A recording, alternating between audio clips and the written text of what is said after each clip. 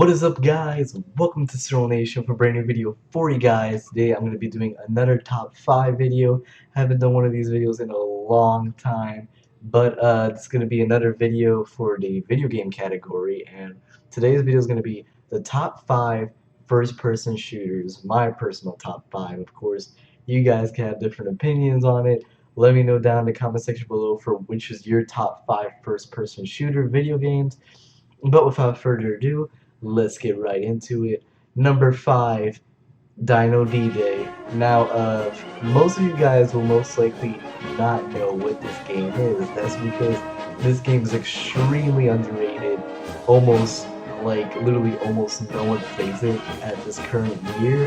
The game is pretty much almost dead at this point, which is why it is the lowest number.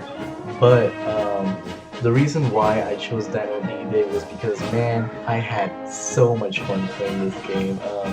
It's basically, it takes place in World War II, and the twist is you're fighting Nazis with dinosaurs.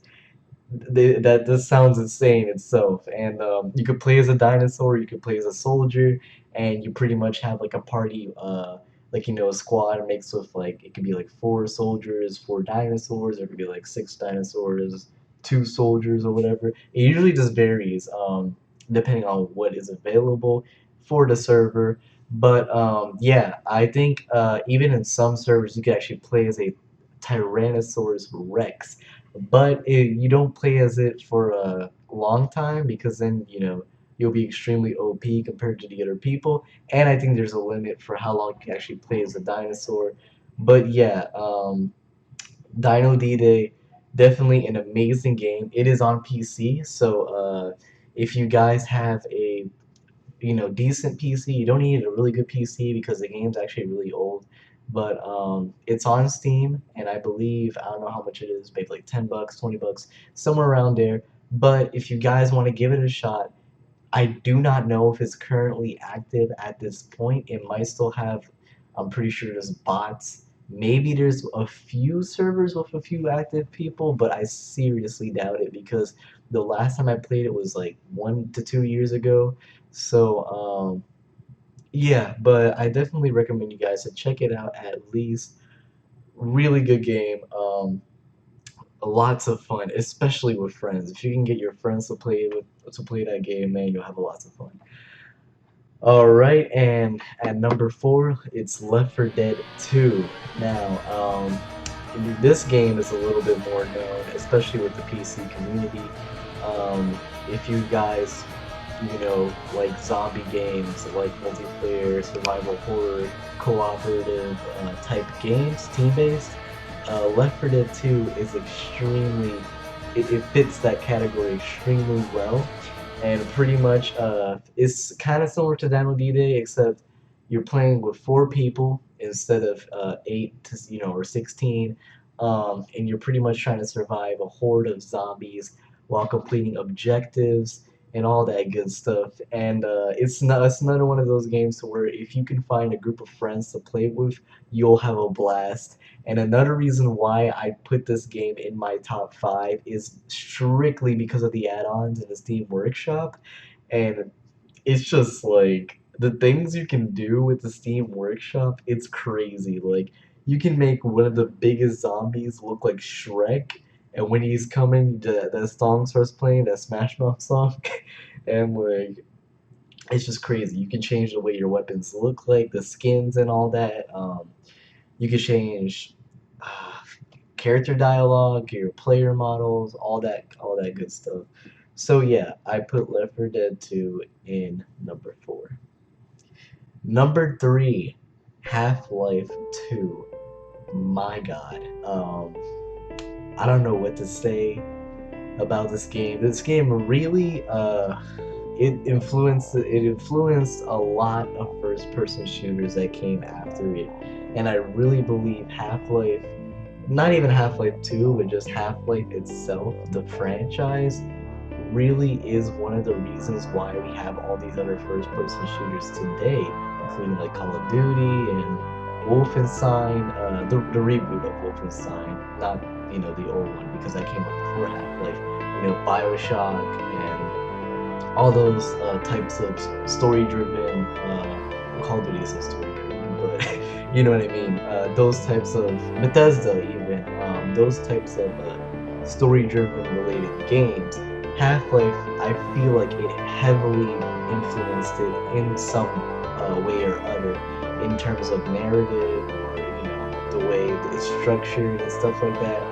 And really, Half-Life 2, I would say it's my personal favorite out of all the Half-Life games. Half-Life 1 is really good too, but the graphics aren't that good and stuff. But I don't really care about the graphics. It's just that Half-Life 2, it did everything Half-Life 1 did, but it built up on it. It added better physics. It had better missions. It was more open. Instead of you just being in Black Mesa facility, you actually got to explore, City 17 and Root Canal and all those areas, Ravenholm, and it's just like, well, for those of you guys who don't know, I actually got into Half-Life because I played the spin-off course Portal, and when I played Portal, I instantly became hooked on all Half-Life games, which is why I played Half-Life eventually after that. And I didn't know it was connected at first. I had to, since I was so addicted to Portal, I started researching up all the theories and research and background information on how the two are actually connected. So, that's one of the reasons why I consider Half-Life so high, is because I was, Portal is one of my favorite games of all time. So, yeah, and also the mod support, amazing. Probably one of the best games that has the best mod support I've ever seen in a video game. Like, the things the modding community does with Half-Life 2 is crazy. You can, with just a Source SDK engine, you can make so many standalone games. Like the community's made so many different games from Half-Life 2's engine, and it's crazy. It's like there's not a lot of games that do that. I think that's one of the reasons why Half-Life 2 is so high for me. So the story, the mod support, the online, even Half-Life 2 Deathmatch was pretty addicting. I remember that. And yeah, it influenced a lot of other Valve games and first-person shooter games.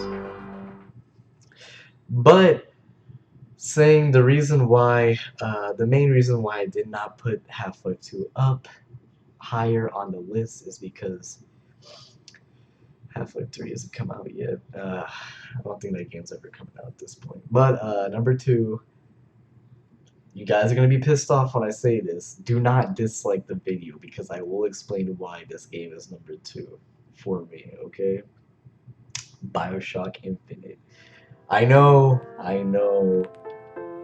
you guys are probably like, what do you mean BioShock Infinite? How can you like BioShock Infinite more than BioShock 1? BioShock 1 is like the best out of the 3. But listen, man. There's just something about Columbia that I like. I don't know what it is, but maybe it's the atmosphere, the way the city functions and looks like. I don't know what it is. I really do not know. But I just like I like Columbia way more than Rapture. Like, period. I just do. I love Columbia's music more. I like the way the Vigors work. I love the story of Infinite. I love the gameplay of Infinite. My god. I love fast-paced games. So BioShock Infinite is more fast-paced than any other BioShock game. BioShock 1 isn't as fast-paced.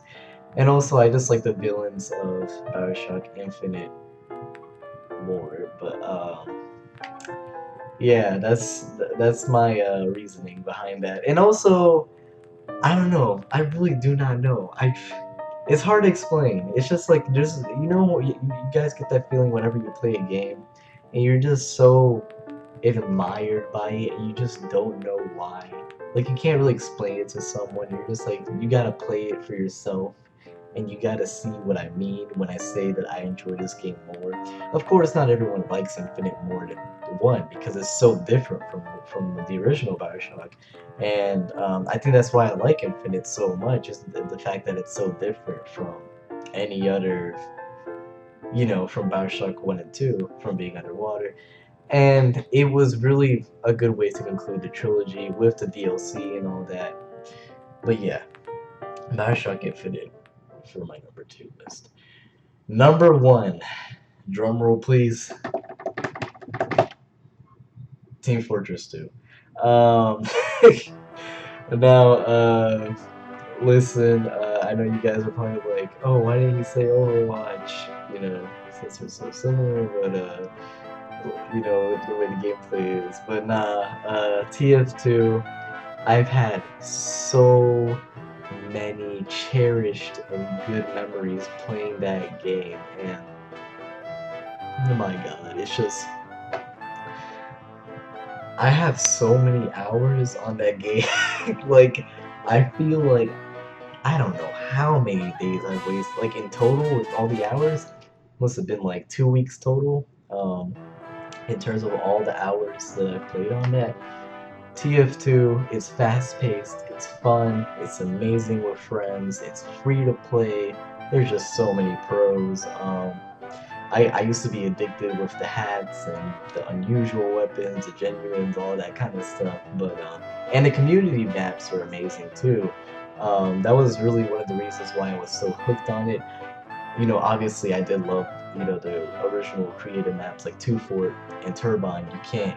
You can't go wrong with those two maps. When I play those two maps, you know you're hooked on it. But those were probably the most those two maps were probably the most time I spent on with the game. But the community maps were one of the reasons why I was so hooked on the game to begin with.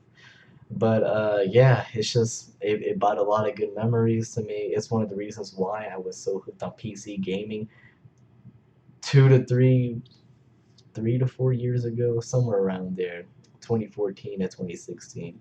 That was kind of my PC gaming era. I still play on PC, but I've tried to focus more on my PlayStation now with the consoles. So, but yeah, hopefully you guys enjoyed this list, this video. I try not to make it too long, but I kind of ramble when I talk about these things, etc., etc. So, yeah. But let me know what you guys thought of my list, and uh, put your list down below for your top 5 first-person shooter games. You know, it could be similar, it could be different. You know, but yeah, saying that, hopefully you guys enjoyed this video. Leave a like if you did. Subscribe for more. Make sure to click that bell because YouTube is being, you know, YouTube.